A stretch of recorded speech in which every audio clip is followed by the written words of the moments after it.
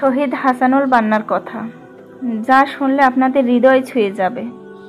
1949 সালের 12 ফেব্রুয়ারি মিশরের ইখওয়ানুল মুসলিমুনের মুর্শিদে আম শেখ হাসানুল বান্নাকে কায়রোয় সন্ধ্যা 8টায় সরকারি এজেন্টরা শহীদ করে। তার জন্ম হয়েছিল মিশরের আল মাহমুদিয়াতে। শহীদ হাসানুল বান্না বহুমুখী যোগ্যতার অধিকারী ছিলেন। তিনি হাফিজে কোরআন ছিলেন।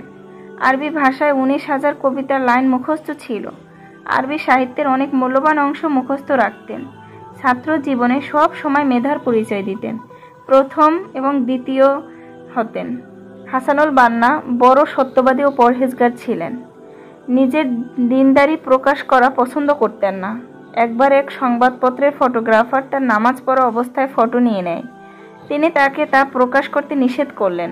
বললেন, বান্দা ও তার রবের সম্পর্ক পত্রিকার পাবলিসিটি থেকে অনেক উপরে।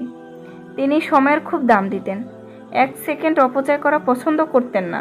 বলতেন, সময় হলো জীবন, যত সময় আছে তার চেয়ে দায়িত্ব বেশি। সময়ানুবর্তিতা নিজে পালন করতেন এবং অন্যকে সময়ের সঠিক ব্যবহারের তাগিদ দিতেন।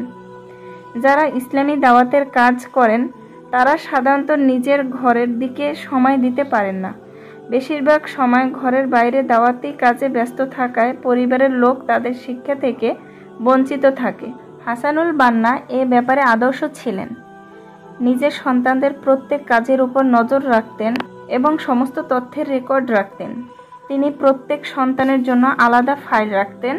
তাতে জন্মদিনের সার্টিফিকেট, রোগের জন্য টিকা নেওয়ার তারিখ, বিভিন্ন চিকিৎসার বিবরণ, ডাক্তারের প্রেসক্রিপশন, শিক্ষার সনদ ও প্রয়োজনীয় কাগজপত্র থাকত।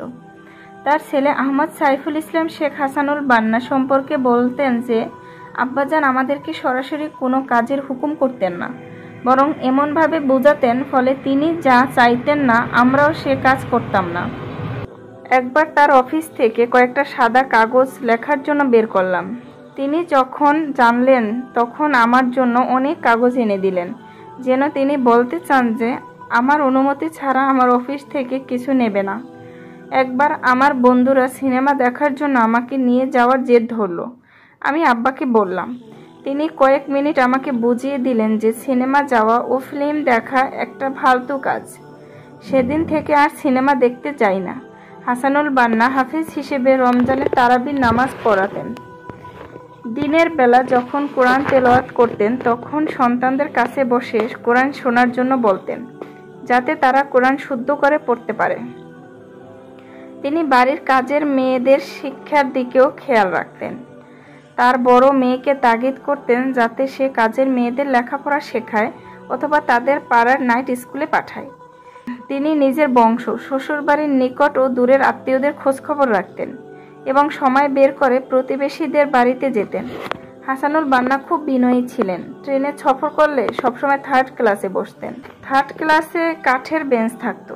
শেখ হাসানুল বান্নার মজলিসে পদের বড় ছোট কোনো পার্থক্য থাকতো না। একবার ইখওয়ানের সেক্রেটারি জেনারেল উস্তাদ আহমদ আব্দুহু কাশিম তার বাসায় আসেন। সে সময় এক পত্রিকার ফটোগ্রাফার উপস্থিত ছিলেন। হঠাৎ টেলিফোন বাজলো। উস্তাদ কাশিম রিসিভার হাসানুল বান্নার হাতে দিলেন। ফটোগ্রাফার এই দৃশ্যের ছবি নিয়ে ফেলল। হাসানুল বান্না এ ছবি ছাপাতে নিষেধ করলেন। বললেন, আমরা সবাই ইখওয়ান। আমাদের মধ্যে সৈনিক ও সেনাপতির কোনো পার্থক্য নেই। আমরা সবাই আল্লাহর রাস্তার সৈনিক। শেখ হাসানুল বান্না সরকারি চাকরি থেকে যা পেতেন তা 3 ভাগ করতেন। 1 ভাগ পরিবারের জন্য, 1 ভাগ দাওয়াত ও তাবলিগের জন্য, আর 1 ভাগ আত্মীয় স্বজনের জন্য রেখে দিতেন ও খরচ করতেন। আল্লাহ শেখ হাসানুল বান্নার উপর রহমত নাজিল করুন এবং আমাদেরও তার আদর্শ জীবন অনুসরণ করার তৌফিক দিন, আমিন। শেখ হাসানুল বান্নার সংক্ষিপ্ত জীবনী আপনাদের যদি ভালো লেগে থাকে তাহলে দর্শক বন্ধুরা আমাদের চ্যানেলটি সাবস্ক্রাইব করতে ভুলবেন না এবং কমেন্টের ঘরে কমেন্ট করে জানাবেন যে আমাদের ভিডিওটি কেমন লাগলো।